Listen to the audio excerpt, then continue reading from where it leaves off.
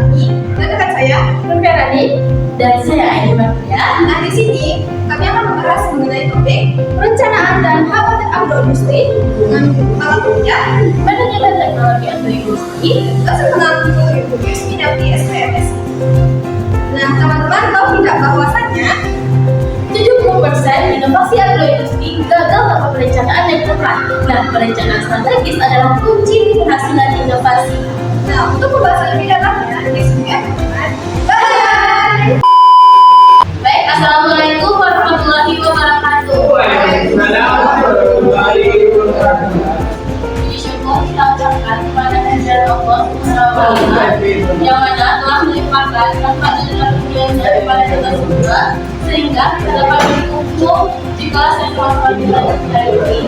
Baiklah, pada kesempatan kedua ini kami akan membahas tentang perencanaan dan hak paten teknologi agroindustri yang beranggotakan saya sendiri, Aini Martia, yang kedua Nurani, dan yang ketiga Fatana Rani.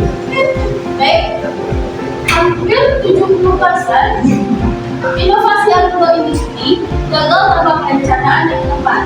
Perencanaan strategis adalah kunci keberhasilan inovasi.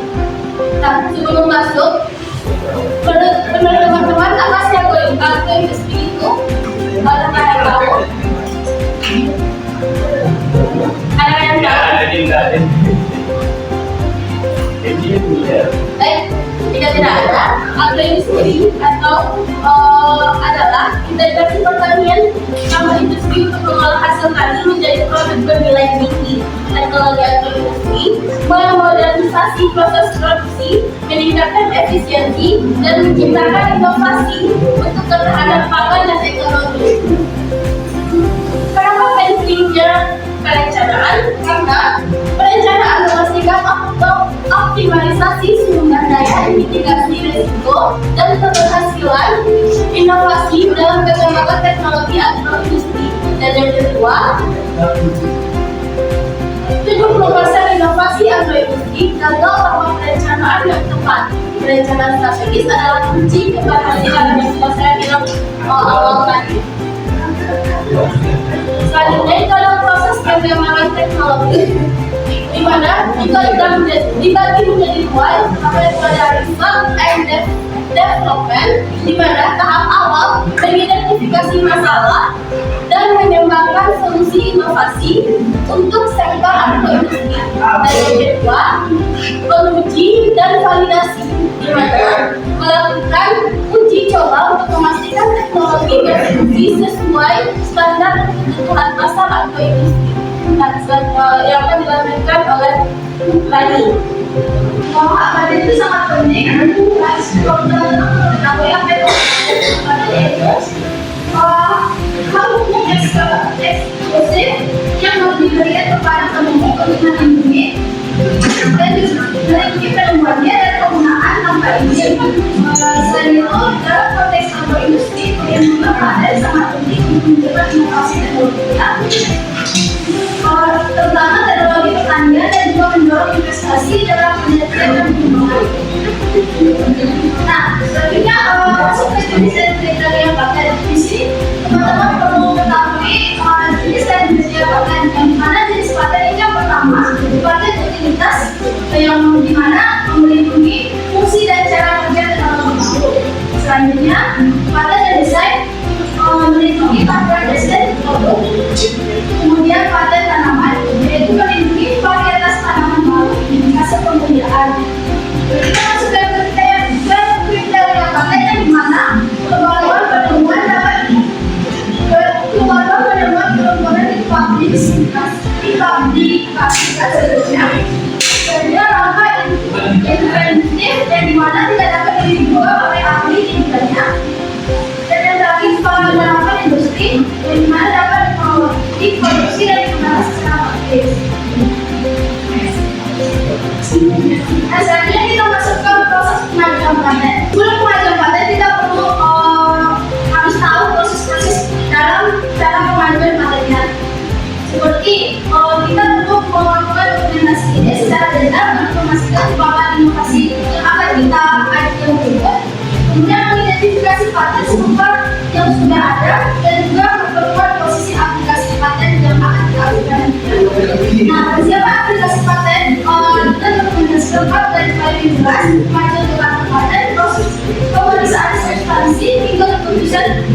pembelian atau menolak paten.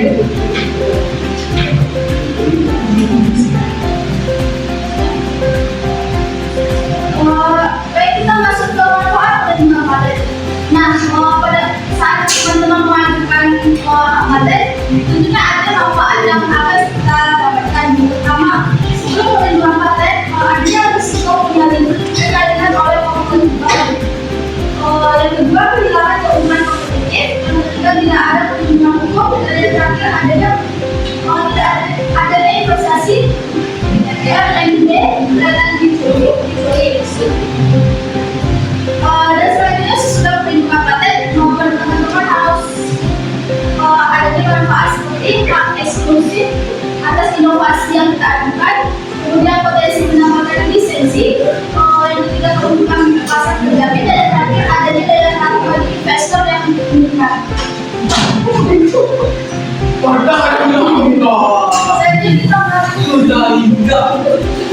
Selanjutnya kita masuk ke studi kasus dalam teknologi agrokimia.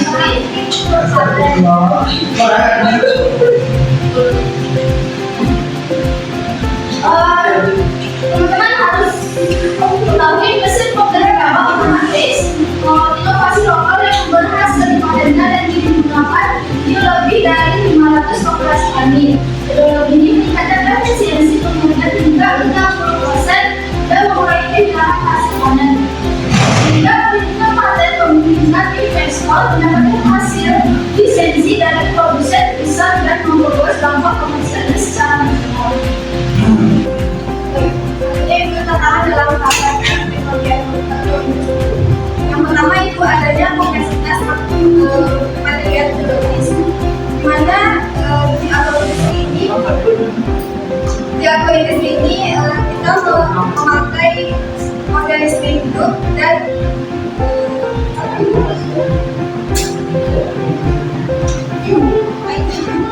ada kesulitan dalam material biologis ini agar sesuai dengan kedua itu ada biaya tidak kecil dan proses yang panjang. Untuk hak paten ini diperlukan 2 sampai 5 tahun untuk hasil hak paten. Ketiga itu penegakan hak paten di lapangan tidak semudah menjalankannya.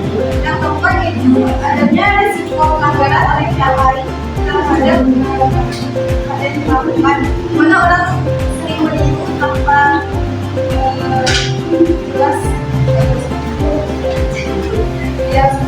Selanjutnya yaitu strategi perencanaan untuk melindungi inovasi. Ada 5 langkah. Yang pertama itu lakukan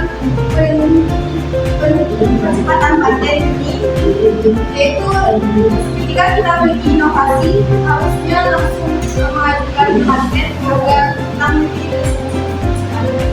Yang kedua yaitu dokumentasi menyeluruh dari hari pertama kita melakukan inovasi tersebut agar ini dapat membantu untuk mengajukan patennya. Yang ketiga itu jadi kolaborasi dengan ahli hukum. Dan keempat, sisihkan anggaran khusus untuk paten sejak awal agar perencanaan proyek tidak berhenti di tengah jalan saja, karena untuk melakukan hak paten ini memerlukan kemudian tidak. Yang terakhir itu membangun kesadaran seluruh tim agar kerahasiaan terjaga dan inovasi tetap inovasi. Yang selanjutnya itu pertimbangan hukum dan perlindungan internasional. Salah satu yang perlu disadari, paten didapatkan di Indonesia hanya berhak di Indonesia saja. Untuk inovasi yang ingin global, agroindustri harus melakukan kerjasama dengan paten cooperation country, yaitu akan memungkinkan pengajuan paten di banyak negara melalui satu aplikasi internasional, dan ini berproses menghemat biaya serta bagi investor yang ingin memiliki fasilitas secara global. Penting untuk memahami perbedaan paten internasional dan nasional. Setiap negara memiliki regulasi berbeda, sehingga dengan ahli hukum intelektual lokal sangat dianjurkan untuk strategi lingkungan yang optimal. Dengan arsitektur peran institusi lingkungan dalam mendukung paten. Inovasi, inovasi dan dukungan bagi peneliti melakukan proses laboratorium, pendanaan riset serta program pendidikan paten terhadap hak kekayaan intelektual. Bantuan pengajuan paten melalui unit khusus pada Jepang serta kolaborasi aktif dengan mitra industri untuk komersialisasi dan hasil riset teknologi dan produksi pengembangan. Demikian materi yang dapat kami sampaikan. Apakah ada kritikan atau sarannya? Apa? Pertanyaan. Apakah ada yang ada kritikan atau sarannya? Ya. Oke, kalau dari itu, kemudian tadi ya kita apa istilahnya kita masuk dengan beberapa tahun di luar itu misalkan kita sekitar jam 9, makanya jam 8 itu sudah datang dan berhasil lama-lama kita yang dulu bisa juga di sini dan tidak usah kemudian mungkin itu karena baik kita mengalir terus rupanya sekitar ada satu ya kan kemudian kesini mungkin kita beres mungkin banyak dulu kemudian juga sepertinya persiapannya Pak Mata dan juga komunikasi Pak Mutu sudah tahu apa karena ini juga nggak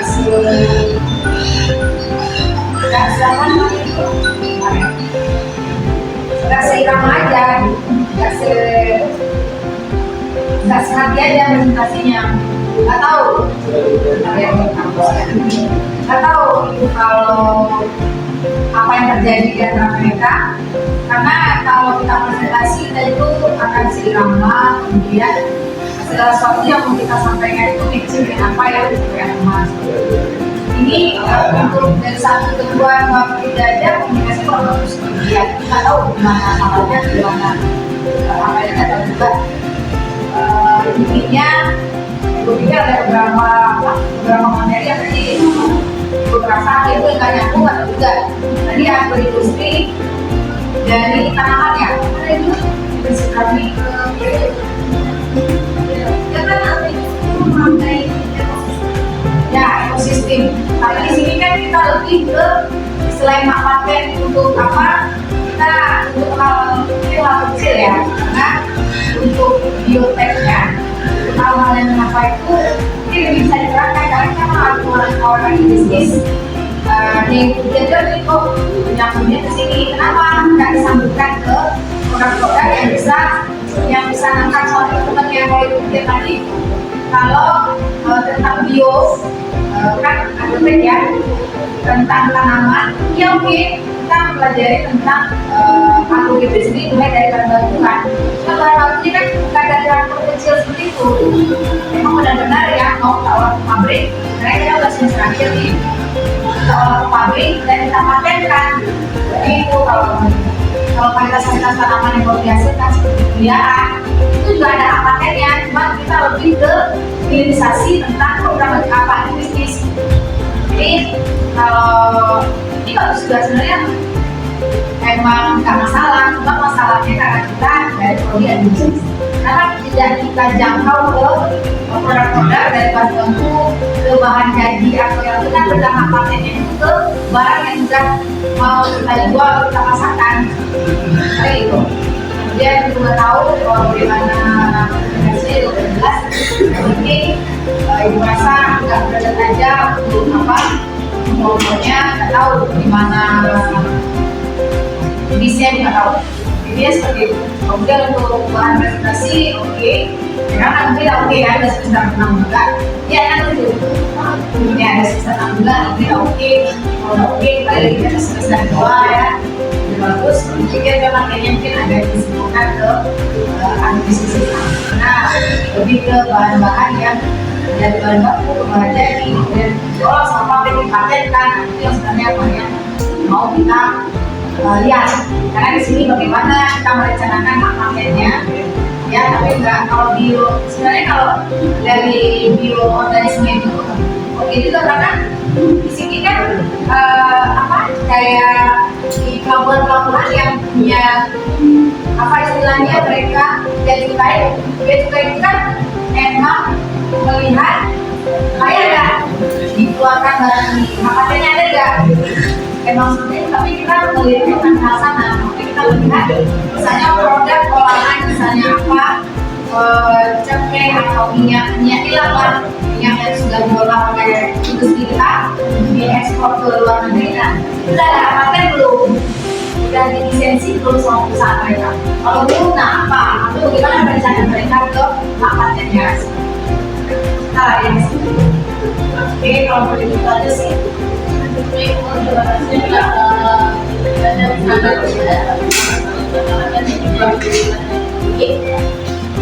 selanjutnya kita akan masuk ke sisi adalah apakah dari pertanyaan tadi kita buka dari 3 pertanyaan maka sudah dijelaskan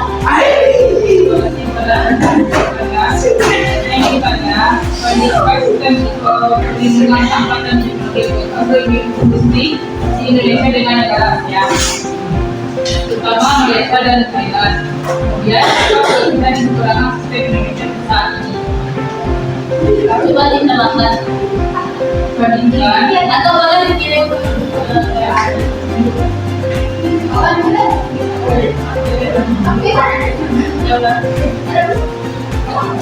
Anda mau tanya atau kerja Pak? Izin bertanya materi.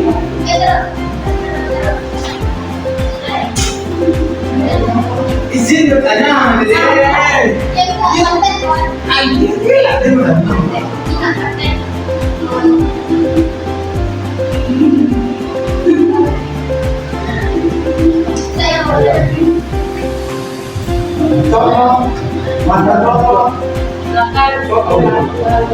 Baik, terima kasih.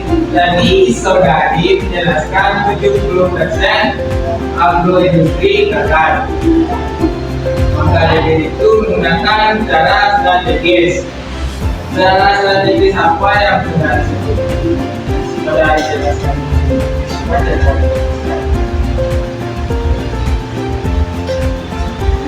Tentangnya, jauh lebih kami. Ada lagi.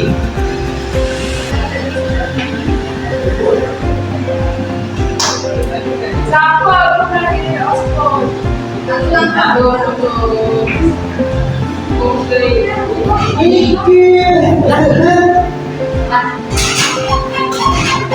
Boleh jadi.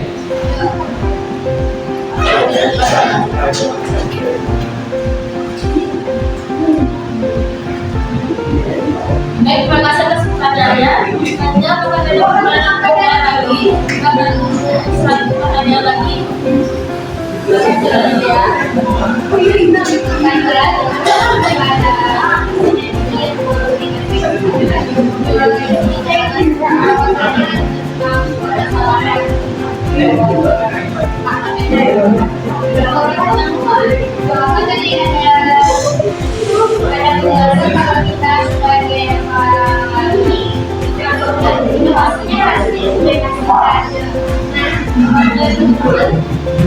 Kalau kita tidak masih lagi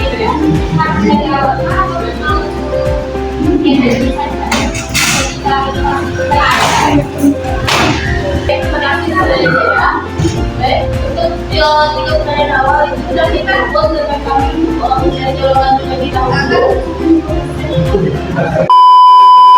Baik, saya akan mencoba jawab pertanyaan dari teman-teman. Dengan apa itu pertanyaan saudara Akbar, maka saya jawab.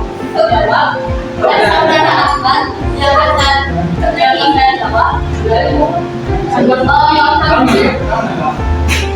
Di mana pertanyaannya waktu jadi pemerasan inovasi agroindustri gagal tanpa perencanaan yang tepat dan bagaimana langkah strategis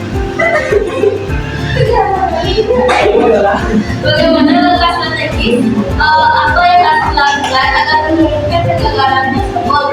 Nah, untuk mengantisipasi kegagalan tersebut ada beberapa langkah yang harus kita pasar. Yang pertama, analisis kelayakan finansial dan pasar. Di mana sebelum memulai, pastikan usaha memiliki target pasar yang jelas dan perhitungan finansial yang realistis seperti analisis biaya, pendapatan, dan titik pas atau TP. Dan yang kedua, mitigasi resiko, di mana identifikasi potensi hambatan seperti fluktuasi bahan baku atau kerusakan alat, dan siapkan rencana cadangan agar operasional tidak terhenti karena saat terjadi masalah. Dan yang ketiga, optimalisasi sumber daya, di mana memastikan penggunaan bahan baku, tenaga kerja, dan teknologi dilakukan secara efisien untuk meremehkan biaya produksi dan meningkatkan margin keuntungan. Dan yang terakhir yaitu uji coba skala kecil. Jangan langsung melakukan di pasar, tapi coba dalam skala kecil untuk mengevaluasi efektivitas keduanya produk sebelum dipasarkan secara luas. Demikian jawabannya. Bagaimana? Baik, saya ingin menyampaikan dari pernyataan tadi tersebut, tadi butuh bimbingan dari itu agar jalan tadi agar petani ngerti yang agar petani tersebut tidak gagal lagi dengan mendapat bagaimana petani ini mendapatkan cara agar petani ini tidak gagal lagi. Nah, demikianlah cara itu untuk mengevaluasi dan memberikan edukasi kepada petani.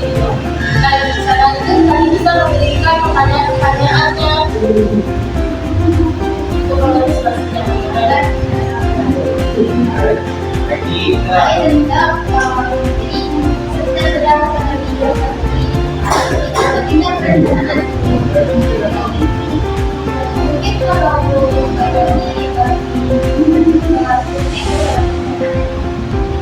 kalau untuk yang di itu gimana saya kalau ini berhenti saja lagi.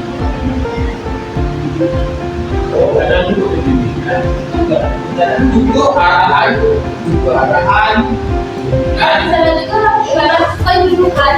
Di sana itu fungsi menyuluh di mana perhatian itu memberikan pertanyaan saat dulu dijawab. Kalau nggak ada pertanyaan, gimana tadi itu mengetahui apa langkah selanjutnya? Itu gunanya perencanaan tersebut. dia sudah lagi yang saling yang kelas begininya dan manusia menjadi kelas begininya ada lagi. Jadi ini agak lucu tapi tidak. Gimana kalau misalkan seorang tadi ini introvert? Ada kan? Banyak loh, ada tidak terlalu lama yang namanya S. Jadi di banyak di kalangan tadi ini mereka merasa bahwasanya kita sebagai pengunjungi kok tahu ya mereka hanya bilang kalau kata orang zaman dulu kayak pantau nama dulu udah makan garam pantau nama sebenarnya keren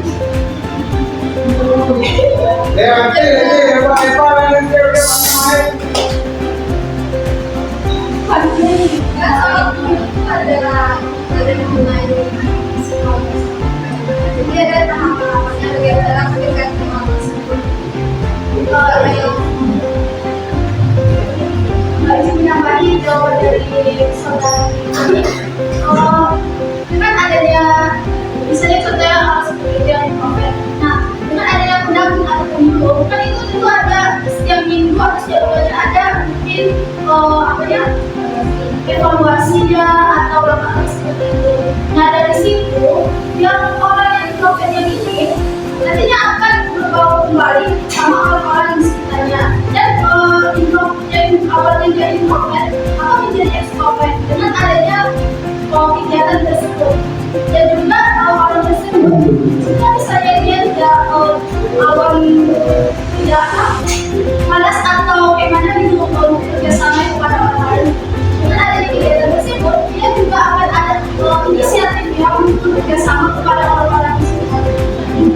dia masuk dan dari seberapa persen sudah yakin terhadap dengan yang ini dapat menjadi dalam banyak karena pendidikan. Baik, ada apa? Baik, saya akan jawab itu data laporannya. Laporannya saya tidak bisa menyatakan secara langsung karena setiap orang itu berbeda. Nah, introvert yang satunya ada yang cepat dia bisa menjadi extrovert dan ada yang juga bisa dia introvert tapi lambat menjadi extrovert. Ini kita saudara materi kan semestinya yang sudah digunakan kan itu kemungkinan yang hanya Iya, nanti aku juga bisa. Kedua, mungkin saat di masa penyuluhan tersebut itu kan bisa dibagi itu bagaimana konsep bagi seorang penyuluh itu bisa caranya bisa tapi membagi kelompok-kelompok misalnya kelompok petani yang ada sekitar di dalam kelompok itu ada 5 orang dibagi menjadi beberapa kelompok nah misalnya itu mungkin kalau untuk ikut besar mungkin itu akan menjadikan dirinya itu introvert dan dimana kan saat dibagi kelompok itu pasti akan keluar pembicaraan di lingkup kecil tersebut itu bisa menjadi solusi untuk yang introvert tersebut akan menjadi extrovert dan akan memberikan pertanyaan atau mengenai hal tersebut mungkin jawabannya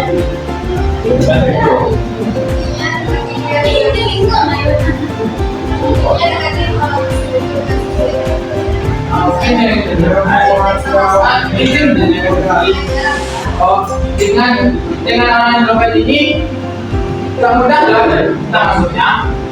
Tadi sudah menjelaskan dengan cara berkecil kelompok. Semakin kecil kelompok, semakin introvert mungkin mereka. Coba sekalian, kalau sudah bisa menaruh orang introvert ini jadi orang rame ini bisa memimpinnya rame. Kalau dia sedikit, dia punya tujuan diri dia agar dia tidak dengan tujuan yang introvert ini. Kalau kita rame bisa, kalau penyuluh menaruh penyuluh, kalau penyuluh memberikan materi kepada itu masuk ya.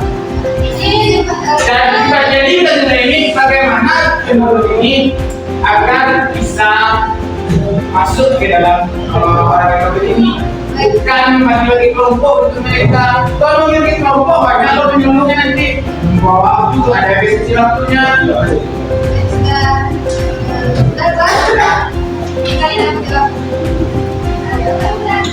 Jadi ini kita kan melakukan tentang pertanyaan dan juga hak-hak yang kita membahas kelompok tadi yang kamu kan Nggak sama loh.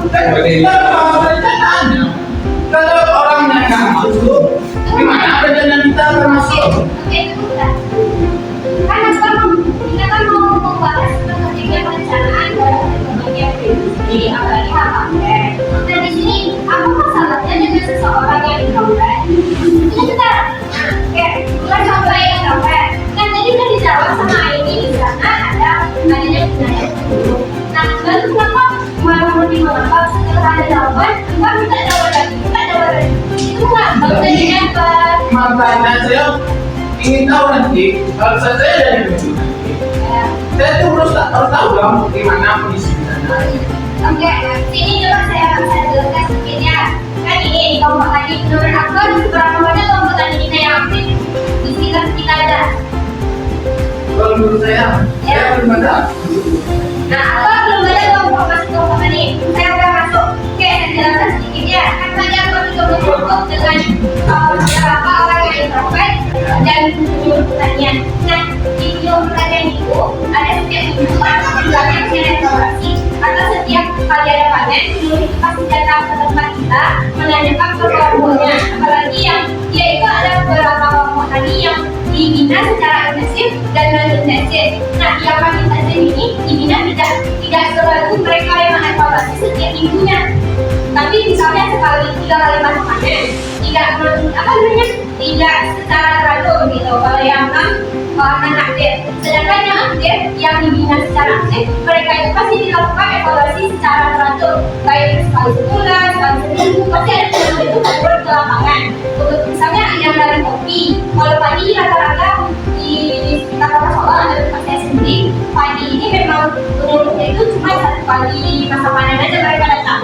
Sedangkan yang kayak pembinaan yang intensif, Afrika, kayak kopi, coklat itu pun secara intensif mereka memang membimbing kita dari awal. Misalnya kita mau bikin apa nih, dari awal disediakannya TV, disediakannya tempat, disediakannya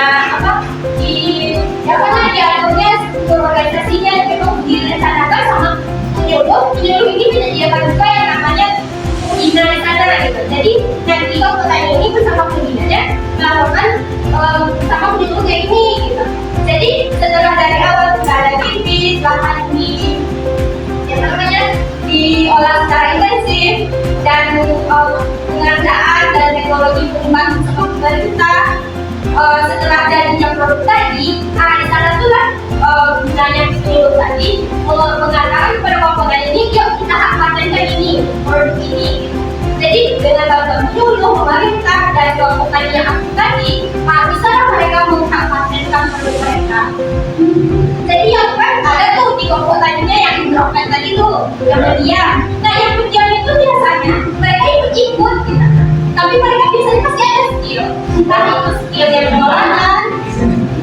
Berarti konten ini adalah kita menyelesaikan bagaimana, atau sebelum kita menentukan proposal kita atau apa namanya itu ya proposal produk kita ke dinas apa sebenarnya, atau itu yang sebenarnya apa sudah selesai atau sebelum kita membuat proposal ini.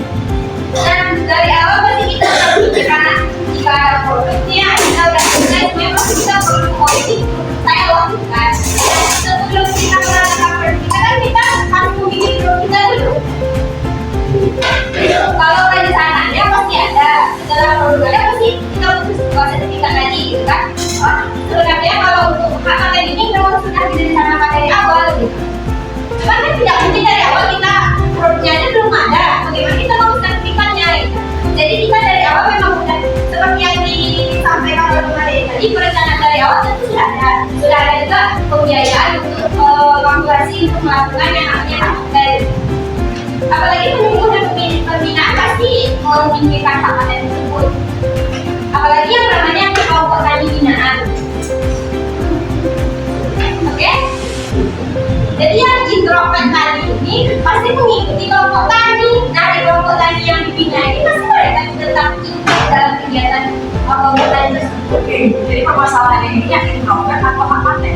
Introvertnya tadi. Ya masukkan metodologi ke orang-orang profesi.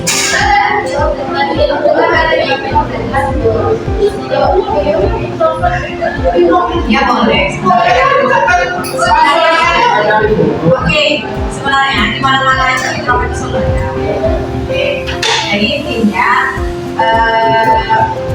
kata-kata orang kalau lagi apa itu, kalau di forum-forum ada kejadian momen, ya kan? Ada yang baik, ada yang buruk kan seperti itu.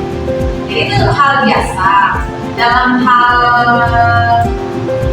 dinamika konflik biasa. Seperti ini kan dinamika konflik.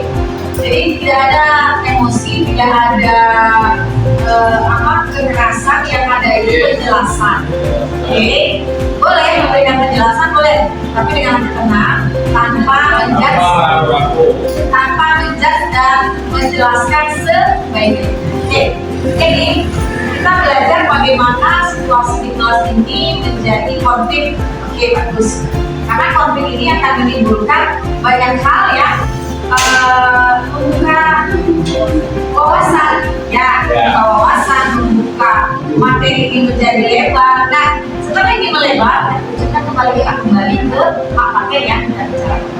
Biasa dalam hal dalam hal diskusi biasa. Oke, jadi coba jangan merasa kita bertanya, kita kita dikritik itu mengatakan, oke, kalau menurut gue enggak, tapi mungkin ada sebagian ada yang jahat yang enggak ya, kan saya bilang. Nah, bisa jadi mereka ingin tahu seperti itu kayak gimana. Kalau nggak tahu ya nggak tahu, karena ada orang-orang yang lebih tahu yang akan dijelaskan. Jangan berpikir dengan pikiran kita yang salah, itu udah boleh. Tapi kalau pikiran kita nggak tahu, udah jangan tahu. Saya belum sampai membaca di sini. Oke, sekarang bisa bantu saya, biasa aja. Nggak akan dibilang bodoh, karena memang belum sampai. Tapi kalau ilmunya belum sampai, tapi menurutnya ini kok enggak salah, karena sudah tahu belum sampai ke sini. Nah, jadi ibu senang sekali dengan dinamika seperti ini, karena ini mencerminkan orang-orang yang bisa mengeluarkan pendapat, bisa memberikan pendapat, dan bisa menengahi dalam situasi konflik. Karena di sini adalah masa-masa kritis, kita akan beranjak keluar selesai semester 6, 7, dan 8 tidak ada semester lagi, karena interaksi kita tidak ada dengan nomor, interaksi kita hanya dengan skripsi, dengan pembimbing. Dunia luar itu hanya fokus ke daerah pendidikan, nggak akan berbau dengan ini, kita nggak peduli lagi orang sekitar kita. Yakin lagi, peduli dengan sekitar kita itu maksudnya dengan orang banyak ini ya, tapi dengan bestie-bestie yang bilang kemarin itu, dengan orang-orang yang akan sejalan mengerjakan ini, nah itu kita kasih dulu. Nggak ada lagi, baca itu, baca lagi kedua. Aku nggak di situ, bahasanya bahasa dari itu, udah bisa kembali lagi ke lapangan, buka lagi apa referensi ya, nggak ada lagi. Oh, situ lagi, makanya waktu itu tadi main buku kayak gitu nggak ada lagi. Kecuali awal selesai kalau bertanya mungkin, pengalaman kayak gitu. Tapi ketika kita masuk semester 7, ketika kita mau melaksanakan pendidikan kita, nggak ada orang, nggak ada. Yang ada bagaimana kita selesai, bagaimana kita berdua bisa sampai ke garis finish. Bukan kita nggak peduli, tapi itu sampai hal bukan. Bukan pelit, itu nggak suka juga orang anak itu. Karena kamu pindah sih proposal kan ada beda. Waduh, dia proposalnya lancar, proposalnya nggak oke. Yang oke itu yang ada kita, ya kan? Oke itu ada kita, bukan kita ada benar. Nah, oh kita ada kan ada sistem contek untuk proposal dan skripsi. Apa yang contek? Ya, paling berpisah. Kemudian bagaimana menurut data usaha, kemudian bagaimana misalnya bagaimana bikin literatur, itu yang saya cari. Hasil atau apa nanti sama, karena berbeda. Kalau sama itu menciptakan itu pelajar itu. Nah itu jadi luar biasa lah, karena itu berpikir kenapa kita berbeda-beda, mulai dari ada presentasi, bikin video, bikin kita bisa bicara ke depan, kemudian kita disuruh orang nggak logika, Assalamualaikum warahmatullahi wabarakatuh. Perkenalkan, nama saya, ya kan? Coba kasih jeda, kasih nafas. Perkenalkan, nama saya, ya kan? Nanti diramai seperti apa? Itu intinya bagaimana sinergi itu sama-sama, oke? Pertanyaan dari tadi datanya oleh saya pertanyaan dari Renata, Indonesia susah perlindungan apa teknologi di Indonesia dengan negara seperti Malaysia, Thailand, dan juga sebutkan kelebihan dan kekurangan dari sistem Indonesia pada saat ini. Sistem perlindungan apa teknologi atau industri Indonesia, Malaysia maupun Thailand sama-sama memiliki standar internasional, yang dimana dari standar internasional ini adalah aturan atau sistem yang digunakan oleh suatu negara yang sudah mengikuti kesepakatan antar negara, sehingga menentukan apa yang secara umum oleh banyak negara. Indonesia memiliki kelebihan karena biaya pelaksanaan relatif lebih terjangkau dan ada paten sederhana yang cocok untuk inovasi kecil yang akan ditulis. Namun kekurangannya adalah proses penulisannya masih cukup lama, kesadaran masyarakat tentang pentingnya paten juga masih rendah dan penerimaannya juga ada pelanggaran paten juga belum maksimal. Baik, demikian jawabannya. Bagaimana sebenarnya? Terima kasih. Selanjutnya pertanyaan dari saya akan dicoba jawab oleh saudari Afif. Baik, tadi dia bertanya pada strategi paten. Untuk melindungi inovasi, apakah mengimplementasikan hanya dianggap saja atau yang saja? Maka harus diimplementasikan untuk kesulitannya.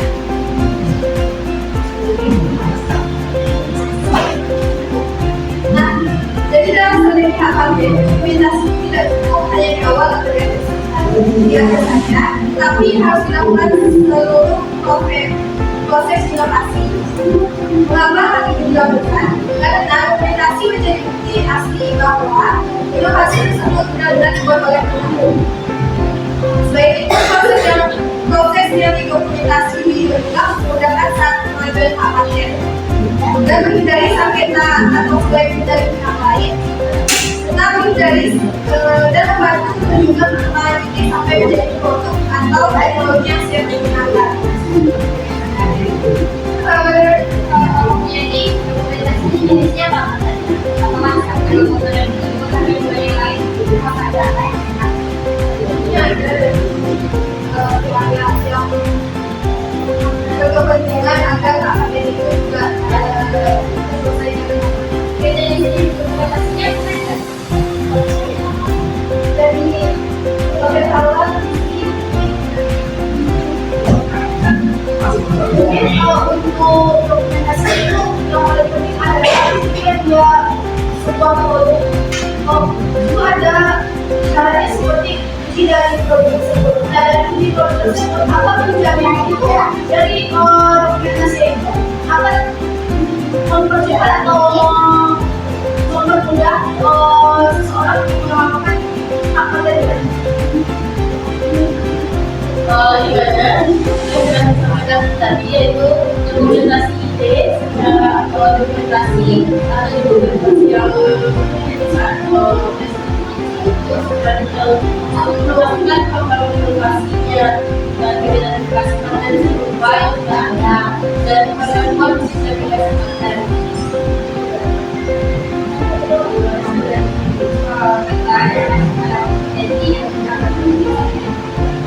Baik, terima kasih. Untuk 3 pertanyaan awal kita harus menjawab. Dan pada akhirnya yang 3 pertanyaan yang sudah menjawab nanti, maka berarti pula diskusi kita pada kesempatan kali ini. Dan semoga materi yang akan disampaikan bisa menambah wawasan bagi teman-teman dan bisa dipahami dengan jelas dan seksama.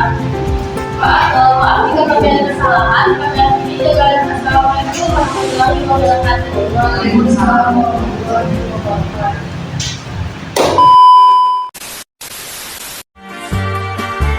Like cherry blossoms blooming in